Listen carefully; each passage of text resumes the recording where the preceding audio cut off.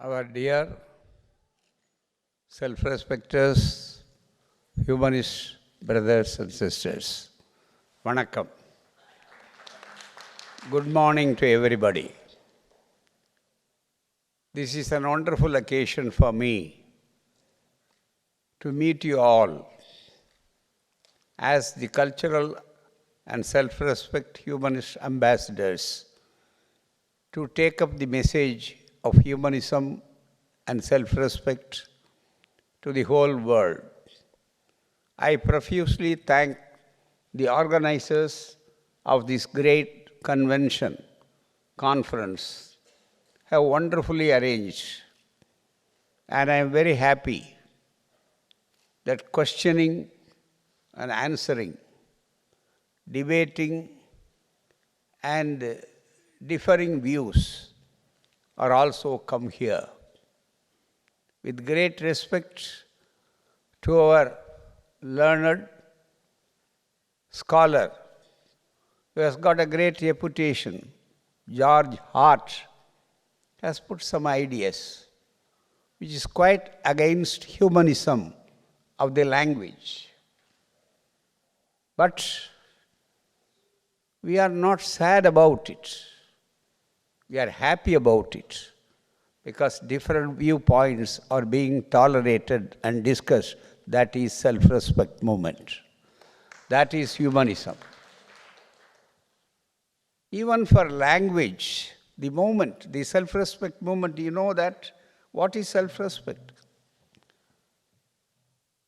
Instead of asking and explaining theoretically, instead of giving the dictionary meaning, I would like to pose a question to my brothers and sisters who form the august audience of this conference, which our late lamented savior of social justice. Just now, my dear brother Elangovan has referred about one of the greatest prime ministers of India who has sacrificed his prime ministership for the cause of social justice, that is Mr. V.P. Singh.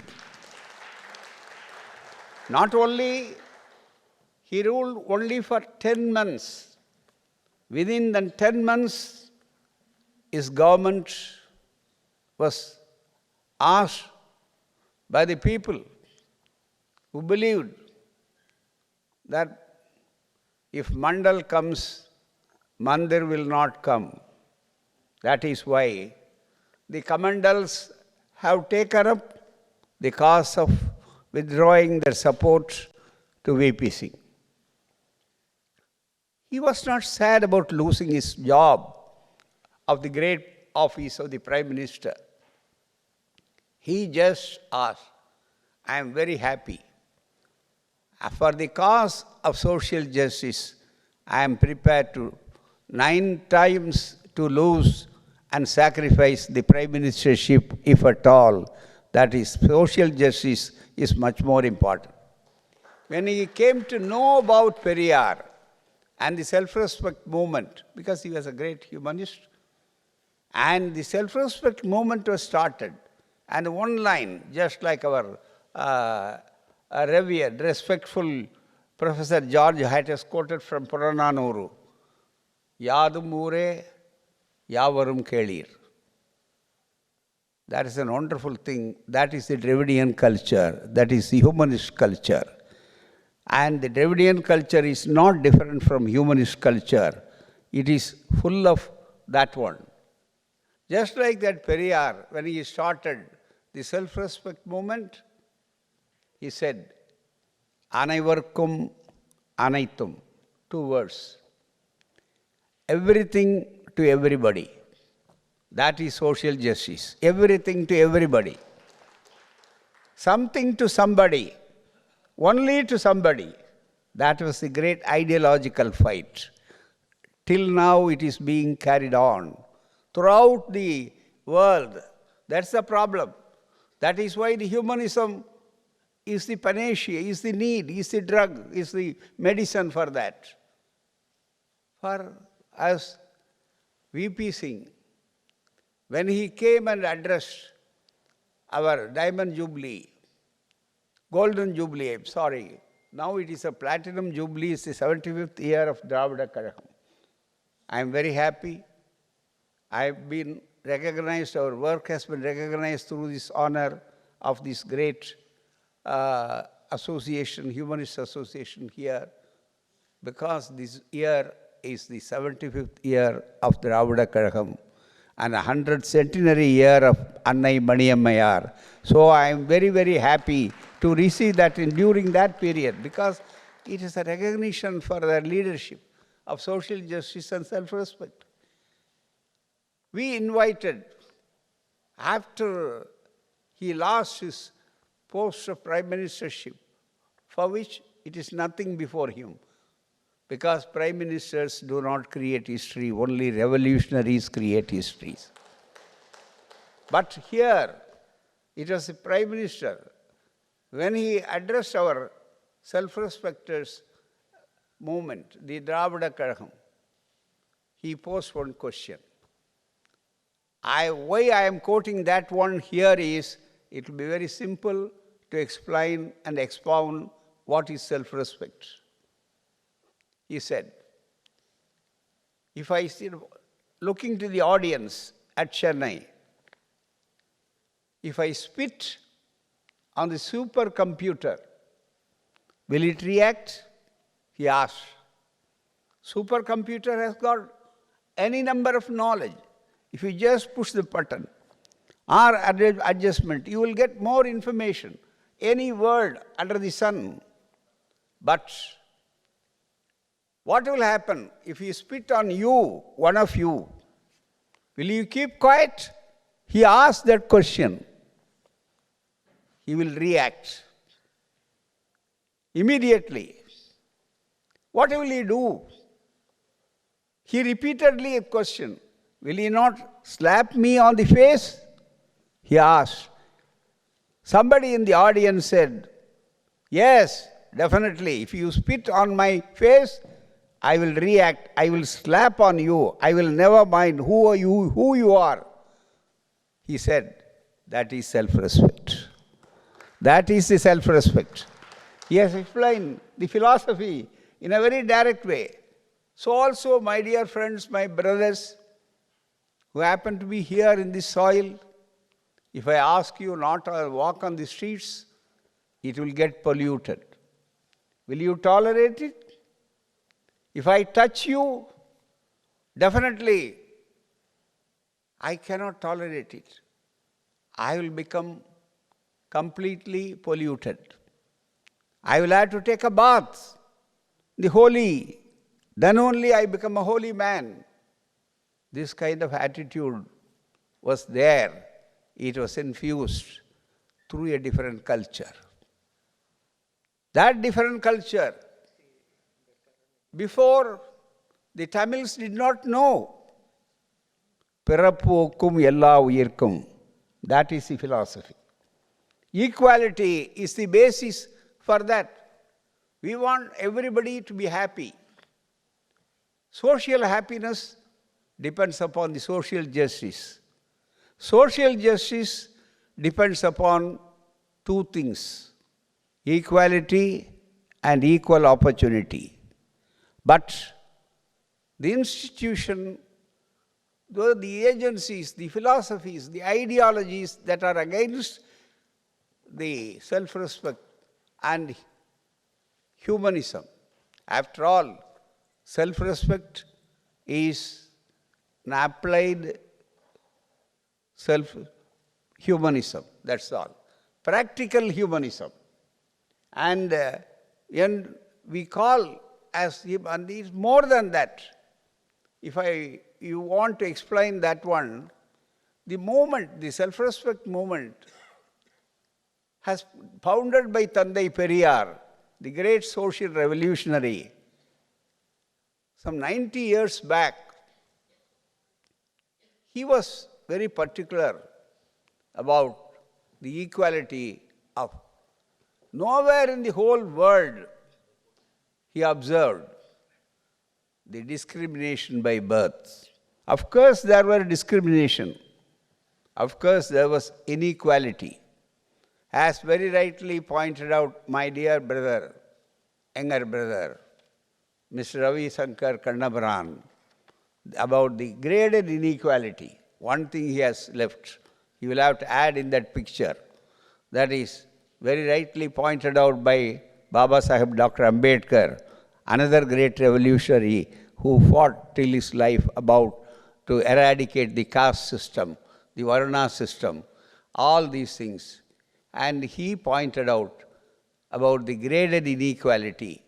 That is the basis for Varna or caste system. Somebody's interpretation, Varna may be different, caste may be different, this and that, with due respect to our professor. And I am having, he knows, this is Manu Dharma. This is a Sanskrit translation, I am having it. Here they openly said how this Varna was converted into Sankara Jadis, Jadi Dharma, and all these things. So that is not confined with that. As he pointed out, very one, upper caste, then shoulders, the Brahmins from the head of the Brahma, and the shoulders, they are from the Kshatriyas, and Vaisyas from their thighs, and Shudras from the legs. There are outcaste system still below. That is the graded inequality. Everywhere is inequality. But this is graded inequality. That is the fifth caste, that is Panchama. Have you ever heard about anywhere during the birth that discrimination? Untouchable, unseeable, unapproachable. This was the society for which the self-respect movement started to fight against it. And all the women, even from the upper caste, the women were dubbed a lowest of the low. They are just the sixth part on the social rungs of the ladder of the caste, this inequality. Women, all women, whether they belong to the upper caste or lower caste, doesn't matter. So, this discrimination by birth should be put an end to. For that purpose, social justice, gender justice, superstitious belief, and all these things. Even for this, they have very rightly said, Brahma has created all these things. You know, Periyar was a very practical humanist, and he was to educate all the people. And from one person, this movement has grown as a universal movement. Wherever there is inequality, we need Periyar, we need self-respect movement, we need humanists. And here, the humanism differs from each and every sphere, in every country, every soil. Because here, there may be difference between black and white or something before slavery, abolition and all these things. But there, the problem is inhuman. See, there may be discrimination among humans, but the movement was started, movement was needed, movement was there out of necessity. The Periyar, our great Periyar, has started that movement. And not only it is anti-human, some castes are subhuman, and other people, the women, the untouchable, the fifth caste people, they were dehumanized. Dehumanized. Worse than the animals. That is why he started the Vaikam Satyagraha, even before we were born, in 1924 at Kerala. People were not, they were dubbed as low-caste people. And they are called Pulayas, Tiyas, Iravas. They were not allowed to walk on the streets nearby temple. And they started a human rights movement because the self-respect movement 5-pronged battle we have waged. One for social justice, another for gender justice, another for human rights, another for against superstitions, and another for all these kind of various alabalas and fatalism. So people believe that it is fate. It is a very cruel thing that those who are very treated very badly, in a very shameless way, they themselves accepted the slavery. They themselves accepted the insinuation. They say, yes, I am an untouchable. I am not to be touched. He doesn't want to rise from that level to the human level. So he was dehumanized. How to make them from dehumanized? So this movement, to put it in simple words, to humanize the humans, that is more important. This movement is to humanize the humans. It is even today, it is needed. In our country, it is very easy to divinize the humans, but it is very difficult to humanize the humans. This is more important.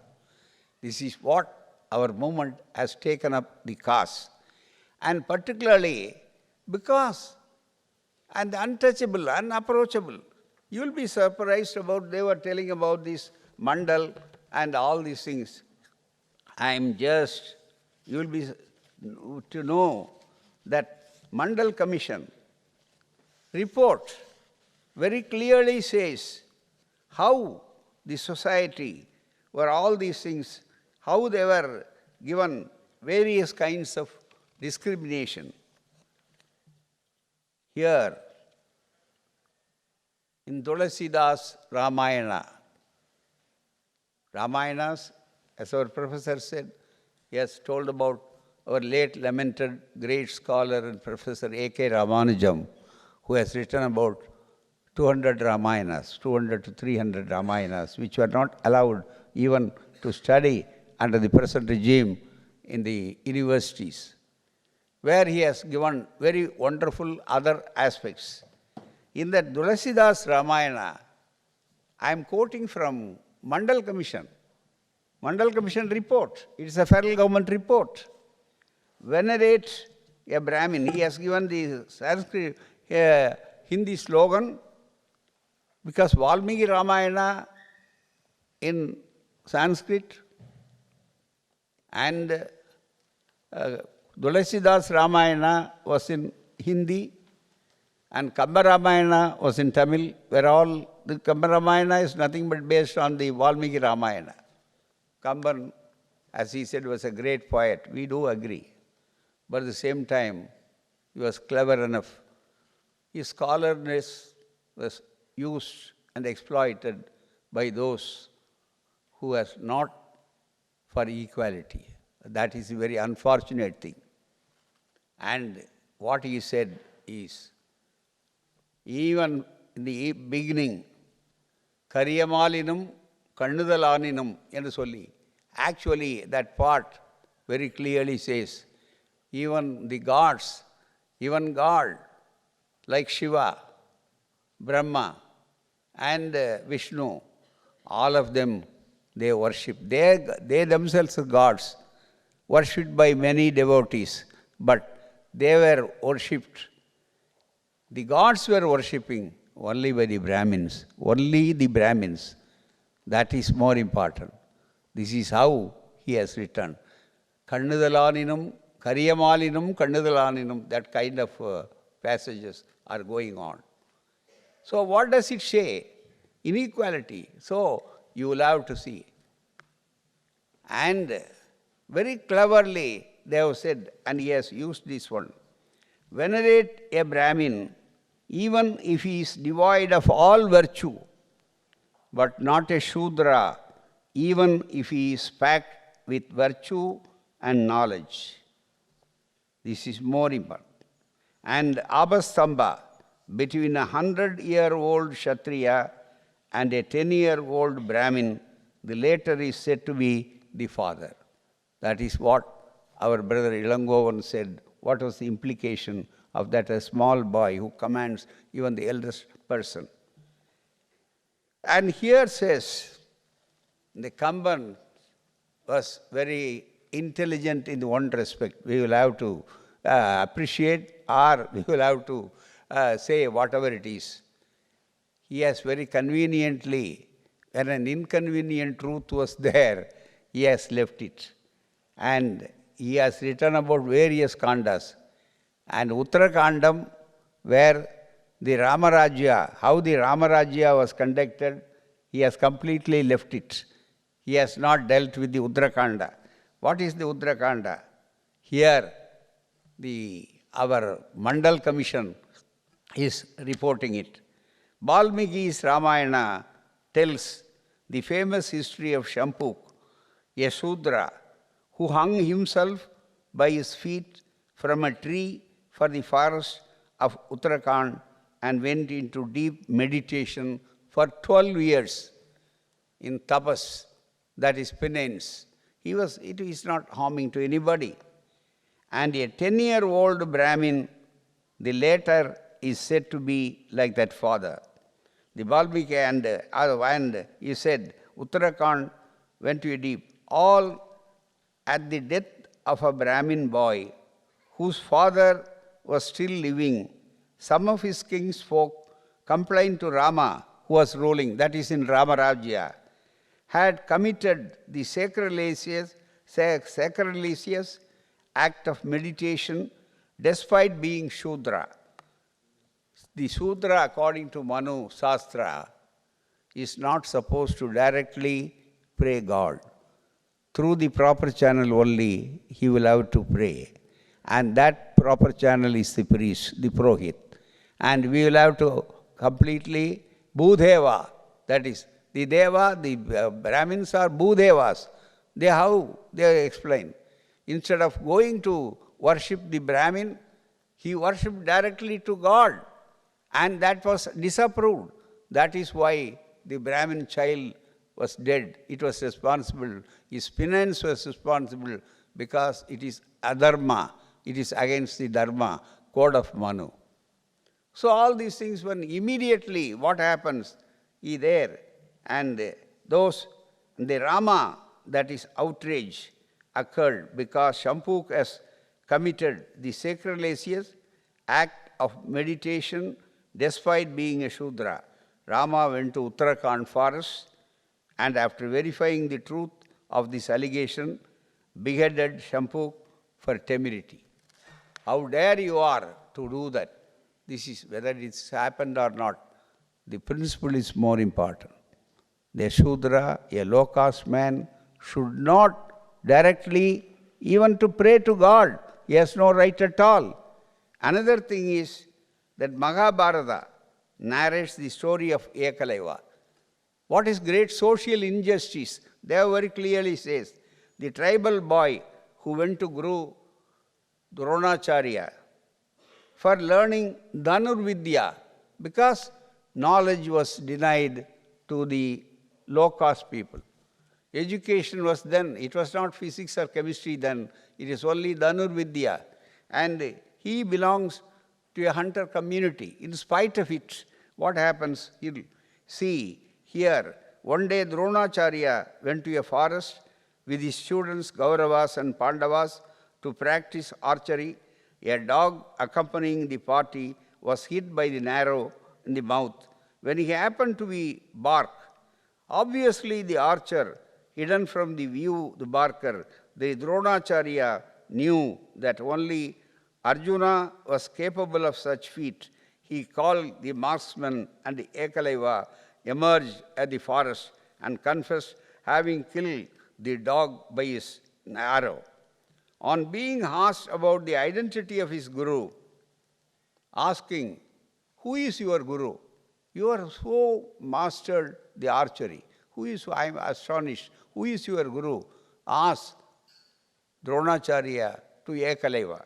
Ekalaiva is the lowest caste, and Dronacharya is an upper caste man, and he happens to be, instead of appreciating him, he asked him, what happens, That is very interesting. In explaining, he recalled the earlier episode and stated that he had learned Dhanurvidya from the statue of Dronacharya, which had erected the forest. Dronacharya asked her for the right hand thumb of the Ekaleva. He asked very cunningly, "Are you not supposed to give Guru Dakshana?" "Yes, definitely I will do. Whatever you ask, I will give out of a love for this one." This is the trait of the Shudras. They are very straight people. They are honoring their commitment. They don't want to go against it. Then he asked mercilessly, "You cut your right thumb and place it to me." You see, for archery, this right thumb is more important. We all know that. He wants to cut as Guru Dakshana his right thumb. Then he cuts his right thumb and complied the wishes of Guru, and he could never handle a bow with disabled hand. This was the story.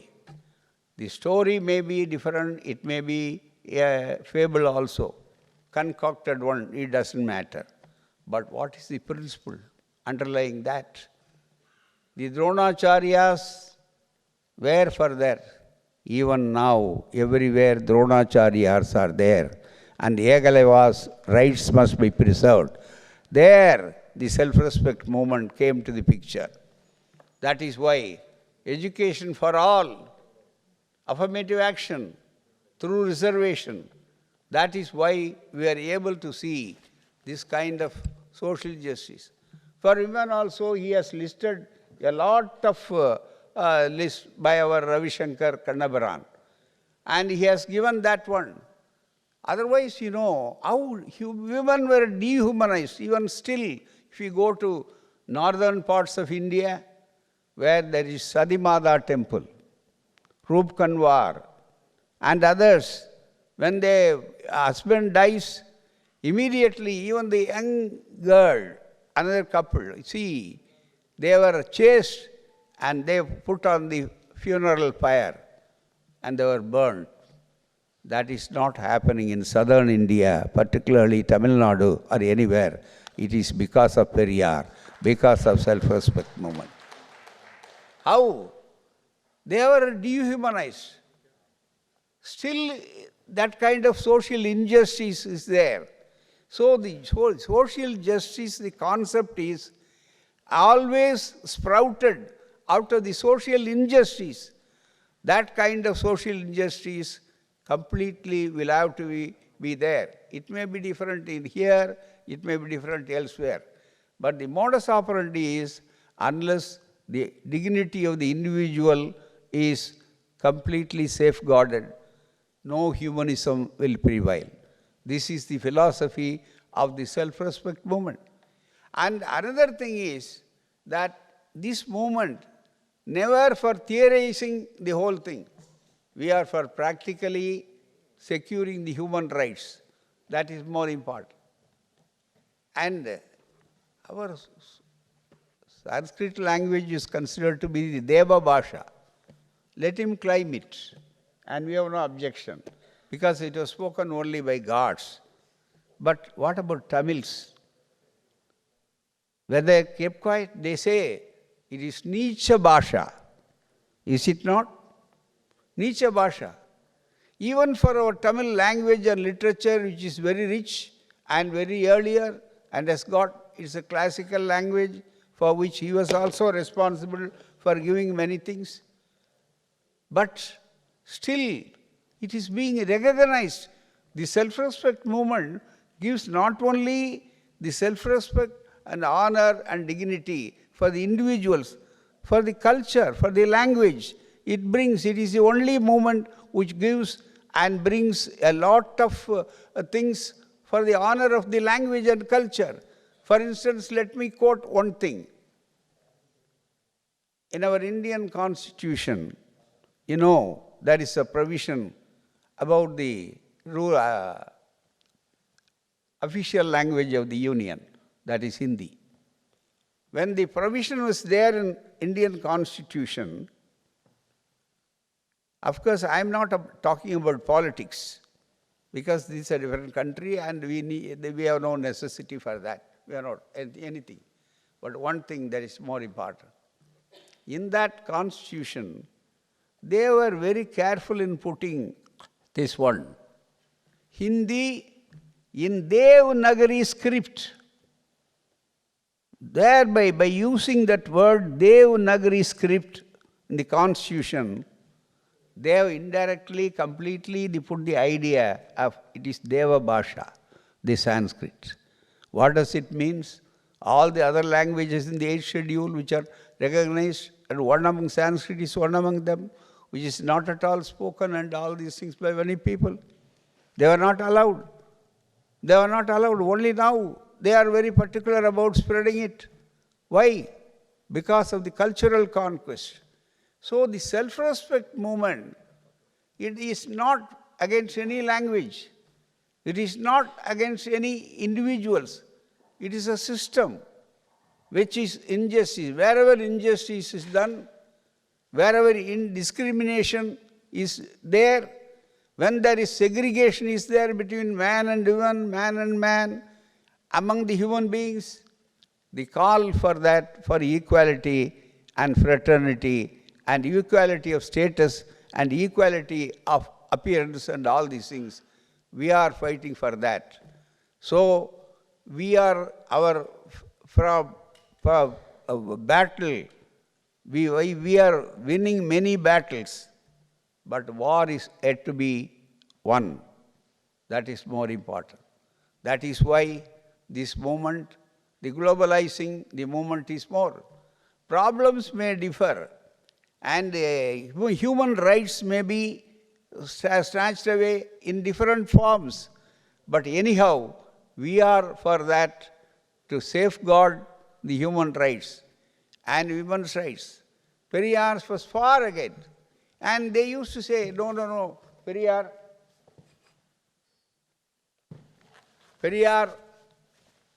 is anti-Brahmin. No, not at all. He was pro-human. That is more important. If anybody is pro-human, necessarily it is logical, he must be anti-Brahmin, because Brahminism represents inequality, and it never says, as he said, Yavarum Kelir.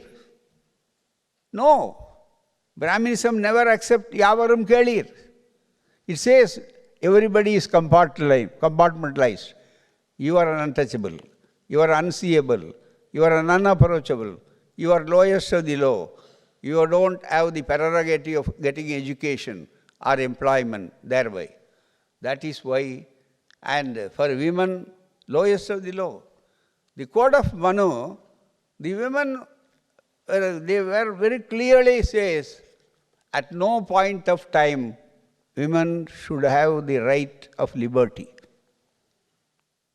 When she is a child, she must be under the control of the father only. After her marriage, she must be under the control of the husband, who happens to be his master. And afterwards, if he begets a son, then she must be under the control of the son. At no point of time, she cannot enjoy any liberty at all. This is Manu Dharma. This is supported. Even among the language, Periyar and even our Tamil, Kural, Valkai Tunai Nalam and Valvinayargal. And self-respect way of marriage, Periyar is inculcated. Why? Because under the Purohit marriage, the orthodox marriage under the Hindu system, where it is called Kaniha Danam in Sanskrit, Kaniha Danam, Tara Muhurtam, Bani Graham, all these things. Kaniha Danam means, Kani means a lady, a girl, a virgin. And she is gifted away. Danam means gift it away. And the person who receives it as a chattel is one thing. You could use it or misuse it. Whatever it is, she has no identity of her own. That is why subhuman or dehuman, whatever it is. That is why the language itself. But whereas in Tamil language, because it reflects the culture of Tamils, that is why self-respect movement equally fought for the rights of the culture as well as the character, as well as all the equality and fraternity. All these things combined to it, we are going ahead with those principles, and we are still, our movement reaches forward. Only because of this movement. What was the advantages, you may say? And this movement has gained much more effects, and the Periyar's work was very great. Let me quote you one thing. You all know about that, the father of India, the Indian nation, Mahatma Gandhi. You will be surprised to know when he visited Tamil Nadu many times. And when in 1926, 1925, even Periyar was his great disciple. He differed on the social justice question, on the caste question, because Gandhi earlier, he believed in Varnashrama Dharma. On that issue, they differed. And he quit away. And social justice also, he was a point of separation. And that is why he started the self-respect movement, quitting the Congress, quitting the politics at all, from where he never accepted any political office at all. So he came. At Madras, both Gandhi and his wife Kasturiba Gandhi, they were staying at Chennai in a very popular, very great advocate, one Mr. Srinivas Iyengar, an upper caste man. But later on, a delegation goes there, meets at Tanjavur, one incident. They told, look here, Gandhiji, the Brahmin, non-Brahmin question is very haunting. So, let us request you to speak about Periyar. Ramasamy also wants a question to be settled in Tamil Nadu by your interference. Then he immediately replies, this is in a book written about other visits, where they have documented it. In that, I am quoting from that book. There, he asks, what happened? Why? I don't consider this. Let me tell you one example for the delegation. Gandhiji says, see, earlier, when I come to Chennai, earlier, 1956, 1927, 1926, 25, I was asked, I used to sit only on the pial of Srinivas Iyengar's house. That is the front portion. He is not allowed to go inside. Whereas, definitely, another thing is, now, to my surprise, my wife, Kasturiba Gandhi, goes to the kitchen of their house. They are allowed this time. I see a lot of change in them. How that change came? Because of the self-respect movement started by Periyar. So what was the advantage reaped? What was the main thing? Result of the self-respect movement. Even for the father of the nation, the right to walk in the streets, not on the streets, but enter into the kitchen of an upper caste gentleman who happens to be one of the Congress local leaders. It was Periyar's movement which is responsible for that. Even to elevate the marginalized people, the low caste people, Periyar fought and got even the High Court judges, Supreme Court judges, through the affirmative action. So this movement is for affirmative action. What for? Because to bring equality. There can be equality only among equals. That is why we are fighting for that. So social justice front, gender justice, human rights. Another question is that it is very important to know that how far we are able to see the God. And we are not against the God or the concept. When they said it was Lord Krishna, it was Brahma, it was the gods who are responsible for caste, Periyar wants to do away the caste system, do away the inequality. That is why they are very particular about this one, to eradicate the caste system. If God is responsible, then let me conclude by that. Another advantage is today the most confronting problem is not only India's problem, but only even in the world, the overpopulation. For overpopulation, Periyar was the pioneer in all these things. He's thinking, because he was an original thinker. He had little schooling, he had mass.